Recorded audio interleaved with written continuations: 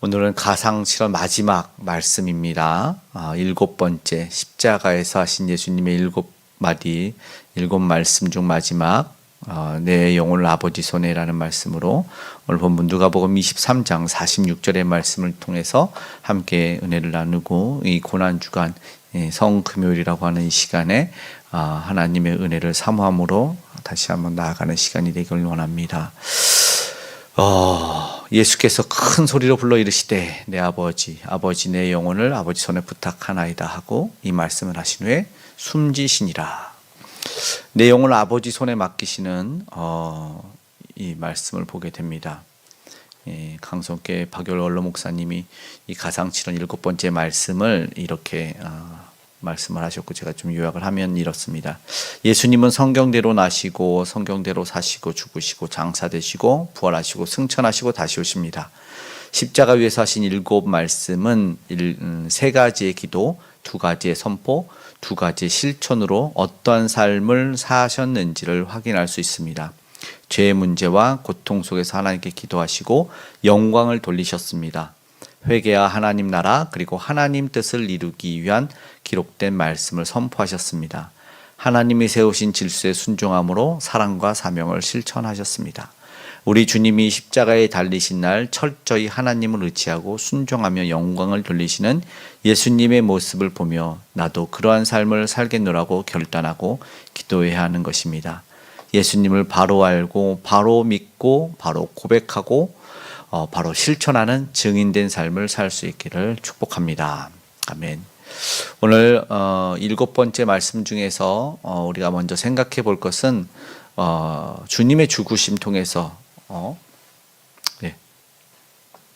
주님의 죽으심 통해서 우리가 한번 생각해 볼 것은 우리도 반드시 죽는다는 겁니다. 아니, 모든 인간은 반드시 죽을 수밖에 없습니다. 7번째 묵상하기 전에 우리가 생각해야 되는 것이 바로 이 과정입니다. 7마디 7말씀 중에서 먼저는 예수님이 용서로 시작을 했습니다. 용서로 시작을 했고, 그 용서받은 죄인에게 허락하신 낙원을 보았습니다. 낙원을 보고, 그리고 이제 새로운 관계가 형성이 돼서 여인에게 아들을, 그리고 제자 요한에게는 새로운 어머니를 통해서 새로운 관계 공동체가 형성이 돼서 교회와 그리고 우리는 이 가정을 생각하게 되었습니다.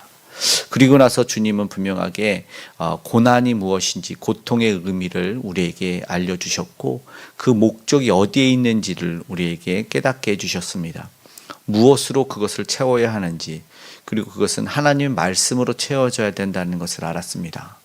그리고 하나님은 예수님에게 허락하신 맡기신 그 사명을 감당하게 하셨고, 예수님은 그것에 순종하심으로 하나님의 뜻을 완성하셨습니다. 바로 십자가에서 완성을 하셨습니다. 그리고 죽음을 맞이하셨습니다. 오늘 우리는 복음서에서 예수님의 생애를 살펴보면 사실은 어떤 이적과 기사 이런 것도 중요한데, 사실은 고난과 죽음이 더 많이 사실은 기록되어 있는 것을 보게 됩니다. 인생이 사실은 그러합니다. 어떤 특별한 기쁨보다는 늘 고난의 연속이라고 말하는 것처럼 다 그런 것 같아요.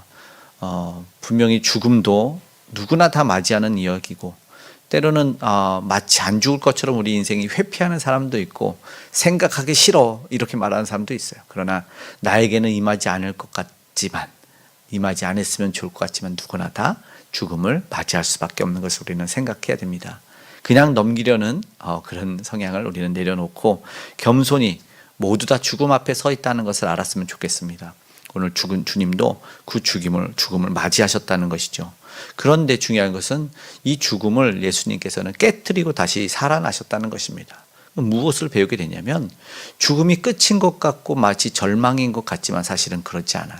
누구나 다 맞이하는 것이지만 사실은 모두가 목적을 그렇게 설정해 놓지 않았어도 다 다다를 수밖에 없고, 죽음이라는 것을 맞이하는데, 그런데 그것이 마침인 것 같으나 예수님은 새로운 말씀을 우리에게 해주신다는 것입니다.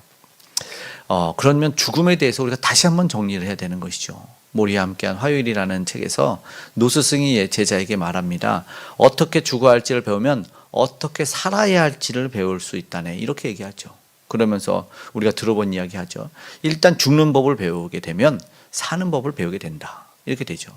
그래서 우리가 그런 비슷한 이야기들을 인용하지 않습니까? 죽을 힘이 있으면 살아라. 죽을 용기가 있으면 살 용기를 내라.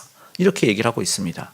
세상에서도 분명하게 그렇게 얘기를 하고 있고, 오늘 예수님이 말씀을 보면 죽음을 끝으로서 절망이 아니라 아버지 손에 부탁하나이다 라고 말씀한다는 것이죠. 이게 오늘 우리에게 들려주시는 십자가에서 마지막 메시지라는 것을 우리가 주의 깊게 기억했으면 좋겠습니다. 아버지의 손은 어떤 손일까요? 우리는 생각해 봐야 됩니다. 16세기 빛의 화가라고 불리는 렘브란트의 이 돌아온 탕자의 명화를 보면 그 무릎 꿇고 이렇게 뒷모습으로 있는 이 탕자를 안아주는 아버지의 모습이 그려지는데, 눈은 이미 조금 멀어 있지만 그 손이 뚜렷하게 한 손 한 손 차이가 있는 것을 보게 돼요. 한 손은 굉장히 거친 아버지의 손이고, 하나는 굉장히 곱고 부드럽고 여린 어머니의 손을 그렸어요. 의도한 것이라고 하죠.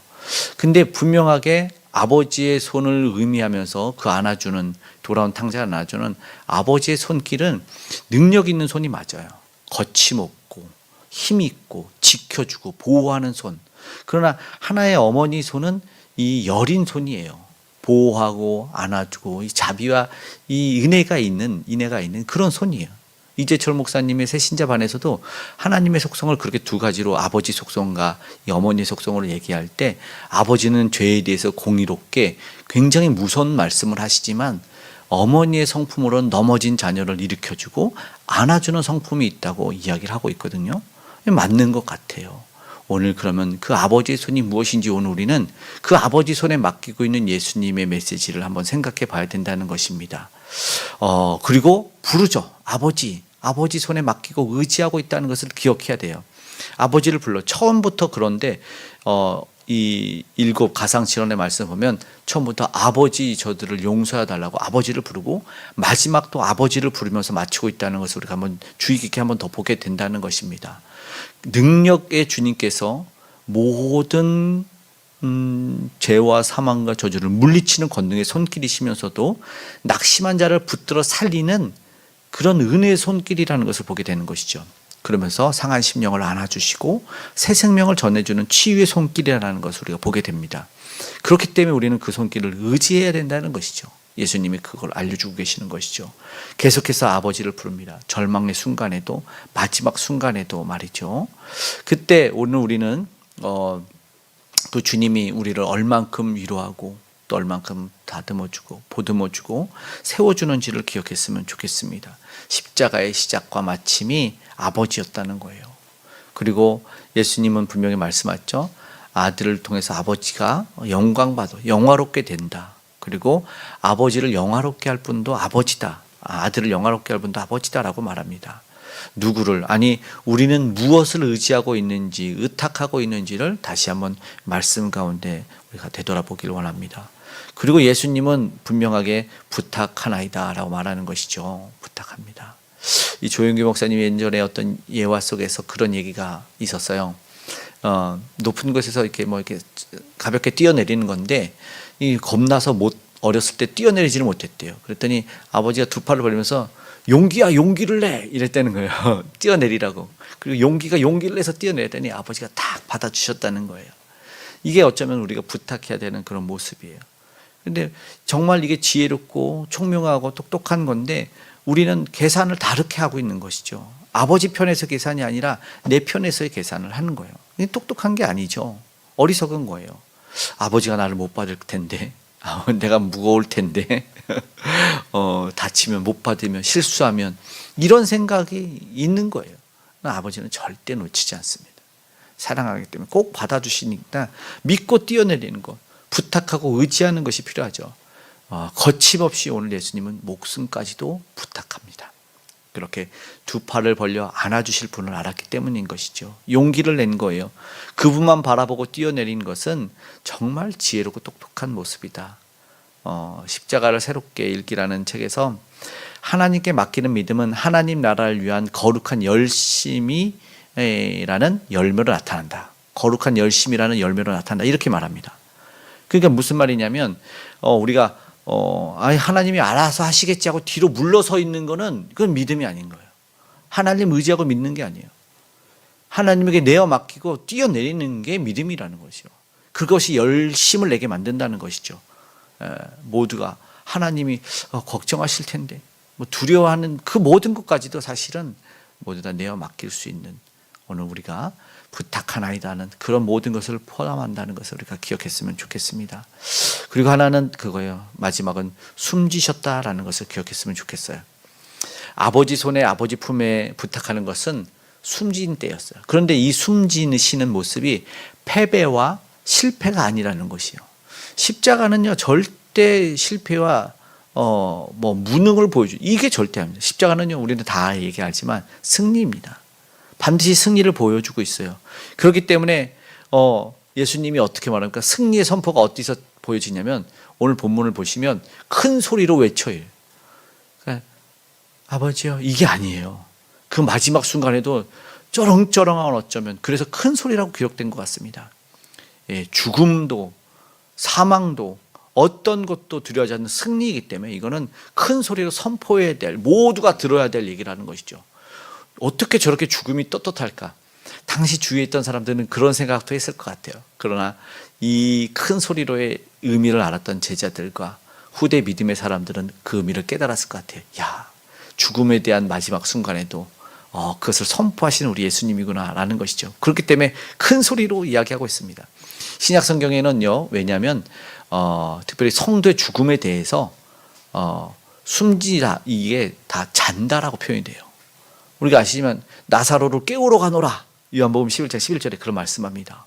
그리고 누가복음 8장에 야이로의 딸도 내가 조용히 하라고, 죽은 것이 아니라 잔다 하죠. 사람들은 비웃어요. 그랬더니 너희들 못 들어온다. 관계자의 출입 금지를 시키고 정말 깨워, 소녀야 일어나, 잘하나 달리다 굼을 하시죠. 그 정말로 야 일어나, 이제 깨어날 때야, 이런 식으로 소녀야 일어나라는 부르심을 하시죠. 이것이에요. 그 성도의 죽음도 이 서신서에도 보면 다 그래요. 성도의 죽음을 그냥 헤어짐이 아니라 그냥 다 잠듦으로, 잠시 깨어나는 것으로 다 그렇게 표현하고 있다는 것을 보게 됩니다. 그렇기 때문에 죽음이 아니라 누운 것이라고 이야기를 하는 것이죠. 예수님이 참 재미있는 게 뭐냐면 금요일 날 돌아가시고 토요일 날이 그 유대에는 안식일이었어요. 그리고 새로운 날인 오늘의 주일날 부활하시잖아요. 그러면 그 안식일 날 무슨 생각을 하게 되냐면, 하나님이 천지를 창조할 때 6일 창조를 얘기하지만 사실 7일 안식일도 창조하셨다는 거예요. 그래서 그 안식일이 창조된 안식일로서 쉼을 안식을 누리는 거예요. 그냥 예수님이 7일째 날인 안식일 날 안식하셨어요. 그리고 첫날이며 8일째 날은 지금의 주일날 다시 깨어나 부활하셨다는 것이죠. 이게 놀라운 거예요. 그래서 주님이 돌아가신 날과 부활하신 날 사이에 안식이 된 거예요. 안식일이 주일이 되면 안 되고, 안식일은 그냥 부활을 경험하기 위해서 잠시 자는 시간, 죽음을 경험한 거지 죽은 시간이 절대 아니었다는 것이죠. 편안하게 안식하고 잠드신 시간이었어요. 안식한 날이. 그래요. 죽음 안에 갇힐 수가 없었기 때문에 그렇게 표현하는 것이죠. 죽음이 말이 안 되는 거예요. 에일리 어머니가 우리 존경하는 유흥열 교수님, 워싱턴 중앙장로교회를 섬기다가 돌아가셨는데 목사님한테 그러셨다는 거예요. 목사님, 성도의 죽음은 굿바이가 아니에요. 굿나잇이에요. 이랬다는 거죠. 그래서 이제 그 얘기를 이제 막 말씀을 하시는 걸 듣고, 맞다, 굿나잇이지, 잘 잘게요, 이렇게 헤어지는 거예요. 맞아요. 그러면서 주님은 오늘 부탁하고 있는 것이죠. 우리에게 보여주고 있는 것이죠. 내가 나의 영을 주의 손에 부탁하나이다 말씀, 사실 시편 31편 5절의 말씀이에요. 나의 영을 부탁하는 것은 주님이 이걸 가져가 인용하셨어요. 왜냐하면 모두가 그래야 되는 거라는 거예요. 매일의 삶 속에서 고난주간만이 아니라 나는 날마다 죽을 수 있어요. 나는 날마다 죽는 것 같다. 매일의 삶 속에서 그것을 보여주는 것이죠. 그러니까 자아의 죽음, 그리고 실패의 죽음, 작은 죽음들을 늘 경험하는 거예요. 그건 뭐냐면 십자가에 동행하는 삶이라는 걸 보여주고, 십자가와 함께하는 삶이라는 걸 보여주는 것이죠. 우리는 십자가를 짊어지고 있냐? 그러면 네, 십자가에 짊어져요. 그때 오늘 우리는 내가 죽고 주로 사는 우리 주님과 동행하는 삶을 살게 됩니다. 우리가 잘 아는 말씀이 그런 중 누구든지 그리스도 안에 있으면 새로운 피조물이라. 이전 것은 지나갔으니 보라 새 것이 되었도다. 고린도후서 5장 17절에 얘기합니다. 맞지, 우리는 새로운 피조물입니다. 우리는 십자가 안에서 주 안에서 새로운 피조물이 되었다는 것을 기억했으면 좋겠습니다. 그래서 오늘 모든 고통도 아픔도 슬픔도 그 여러 문제들도 사실은 이 겨울을 지나고 봄이 오듯이 다 해결될 거예요. 잠에서 깨어나면 해결되듯이 다시 상쾌한 아침에 기지개를 켜는 우리는 부활을 기다리고 있습니다. 그걸 소망하고 십자가에서는 오늘 우리가 승리를 소망했으면 좋겠습니다. 마지막 가상 7월의 말씀을 통해서 부활을 기대하는 저와 여러분이 되기를 간절히 소망합니다. 아멘. 기도하겠습니다. 사랑의 하나님, 오늘도 우리가 십자가에 달린 예수 그리스도 그 행복한 사나이를 바라보며 오늘 우리가 기도합니다. 우리가 승리합니다. 이제 우리의 손을 꼭 잡고 가 주시옵소서. 우리 모든 것 주님 손에 맡겨 의탁합니다.